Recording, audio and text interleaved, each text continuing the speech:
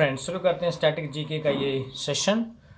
5 दिसंबर 2014 से हम विश्व मृदा दिवस मनाते हैं। वर्ल्ड सॉइल डे, यहाँ पर देखिए लिखा है world soil day. World soil day ये दिवस कौन मना रहा है? United nation security council, UNSC हम इसको शॉर्ट में कहेंगे। हिंदी में भी नाम जानिए, संयुक्त राष्ट्र सुरक्षा परिषद। इसका गठन कब हुआ, इन सब के बारे में आपको जानना पड़ेगा, साथ ही साथ रिवीजन हो जाता है ये चीज़ें। तो 1945 में यूएनएससी संयुक्त राष्ट्र सुरक्षा परिषद का गठन हुआ। हेडक्वार्टर इसका न्यूयॉर्क में है। और अभी विश्व मृदा दिवस हम 5 दिसंबर को मनाते हैं। बहुत खास तरीके से याद रखेंगे। इसका थीम इस बार पूछ सकता है। सबसे पहले इंग्लिश में बताता हूँ। थीम है इसका सोइल वेयर फूड बिगिंस, मिट्टी जहाँ भोजन शुरू होता है। ये थीम है 2022 का। उसके बाद यूएनएससी में थोड़ा सा कुछ और हम चर्चा कर लेते हैं, जो क्वेश्चन उसे बन सकते हैं। इसकी अध्यक्षता मंथली चेंज होती रहती है। तो दिसंबर में 1 दिसंबर को भारत को मिला है इसकी अध्यक्षता, और 2021 से 22 के लिए, मतलब हर 2 साल के लिए भी अध्यक्षता मिलता है। इसमें जो नॉन परमानेंट मेंबर होते हैं, अस्थायी सदस्य होते हैं। सबसे पहले मेंबर की बात यहाँ पर देखेंगे। टोटल मेंबर 15 होते हैं, जिसमें 5 परमानेंट होते हैं, आपको पता है, और 10 नॉन परमानेंट होते हैं, जिसमें भारत भी आता है। तो 2021 और 22 की अध्यक्षता भारत को मिल रखा है।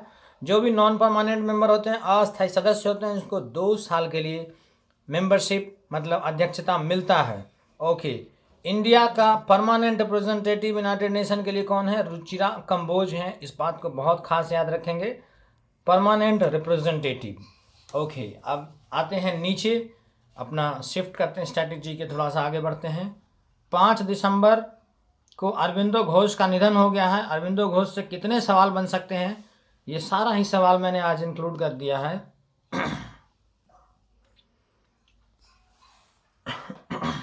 अब यहाँ पे देखिए, अरविंदो घोष का निधन हुआ 5 दिसंबर। डेट तो नहीं पूछेगा आपसे। अरविंदो घोष से रिलेटेड जो भी चीज़ें हैं उनको ज़रूर आप डिस्कस करेंगे।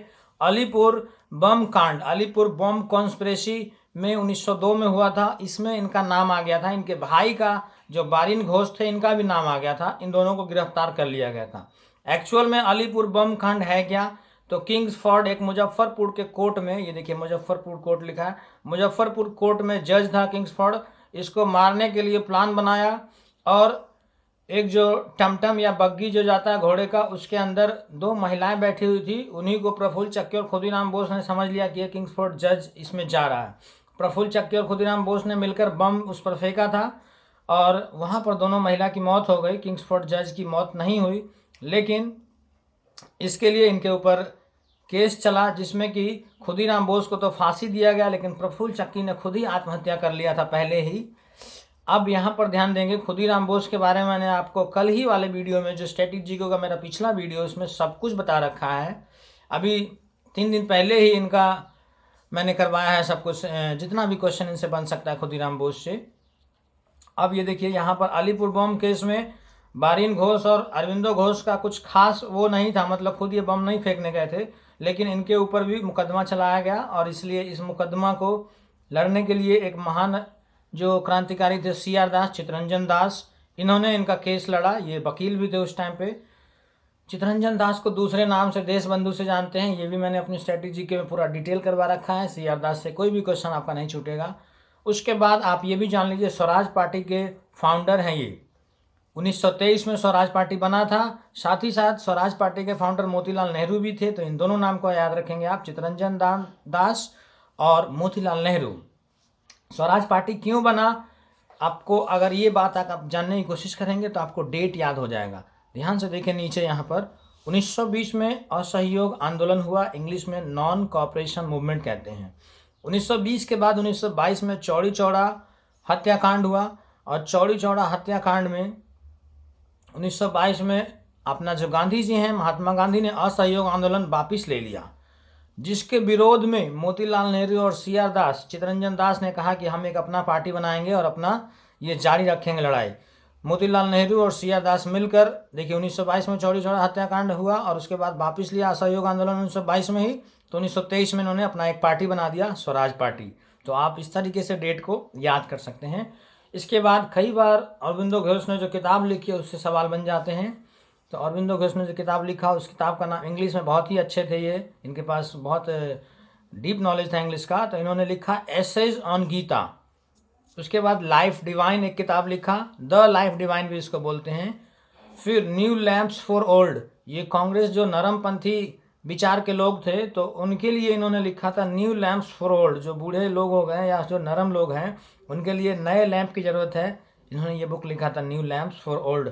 उसके बाद सावित्री एक बुक लिखा जिसमें इंडिया को भारत माता कहा अरविंदो घोष ने। ध्यान रखेंगे कितना डीप क्वेश्चन ये हो जा रहा है। आपसे अगर पूछा जाए कि इंडिया को भारत माता कौन से किताब में चर्चा किया गया है तो सावित्री किताब में किसने कहा? अरविंदो घोष ने कहा। फादर ऑफ इंडियन एक्सट्रीमिज्म, मतलब भारतीय उग्रवाद के जनक भी अरविंदो घोष को कहा जाता है, भारतीय उग्रवाद के जनक।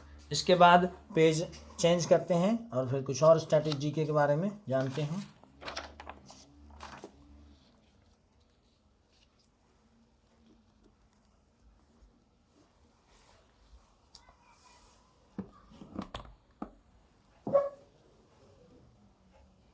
थोड़ा सा ऊपर कर जाइए। 5 दिसंबर 2013 में नेल्सन मंडेला का निधन हो गया। आप सबने सुना होगा नेल्सन मंडेला का नाम, और इनसे सवाल बन जाता है क्योंकि आपके सिलेबस में वर्ल्ड हिस्ट्री, वर्ल्ड पॉलिटिक्स ऐसा लिखा रहता है सिलेबस में, तो इन्हीं सब से सवाल बन जाता है। कोई ज़्यादा डीप नहीं है कि वर्ल्ड पॉलिटिक्स और वर्ल्ड हिस्ट्री से कोई बहुत ज़्यादा डीप क्वेश्चन पूछे आपसे। तो कैसे कैसे सवाल बनेंगे देखिए। 1994 में 1994 में साउथ अफ्रीका, दक्षिण अफ्रीका के फर्स्ट ब्लैक प्रेसिडेंट, पहले अश्वेत राष्ट्रपति बने 1994 में, ध्यान रखेंगे। उसके बाद खास बात इसलिए है कि इनको भारत रत्न भी दिया गया, जो भारत का सर्वोच्च नागरिक सम्मान है। तो 1990 में भारत रत्न को मिला, और भारत रत्न का गठन कब हुआ? 1954 में। मैंने और भी कई डिटेल्स इसके बारे में बता रखा है आपको। उसके बाद नोबल पीस प्राइज इनको 1993 में मिला, मतलब नोबल शांति पुरस्कार 1993 में मिला। नेक्स्ट आते हैं 6 दिसंबर के करंट अफेयर के बारे में बात करेंगे। 6 दिसंबर 1956 में बाबा साहेब अम्बेडकर का निधन दिल्ली में हो गया था। इनसे क्या चीज़ इंपॉर्टेंट है? स्वतंत्र भारत के प्रथम विधि और न्याय मंत्री थे, मतलब first law and justice minister थे इंडिपेंडेंट इंडिया के।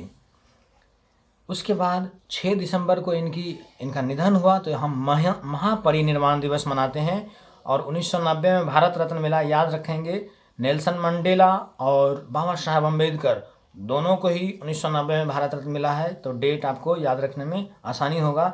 आजकल एग्जामिनर क्वेश्चन अपडेट करने लगा है, अब भारत रत्न पूछने लगा है कि कौन से आदमी को कब मिला भारत रत्न। तो सभी लोगों का तो नहीं पूछेगा, लेकिन जो फेमस पर्सनालिटीज़ हैं उनसे पूछ लेता है।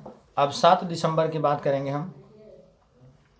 7 दिसंबर 1949 से हम सशस्त्र सेना झंडा दिवस मनाते हैं, आर्म्ड फोर्सेज फ्लैग डे। बहुत ही इंपॉर्टेंट है ये क्वेश्चन, कई बार छपा हुआ है। क्यों मनाते हैं?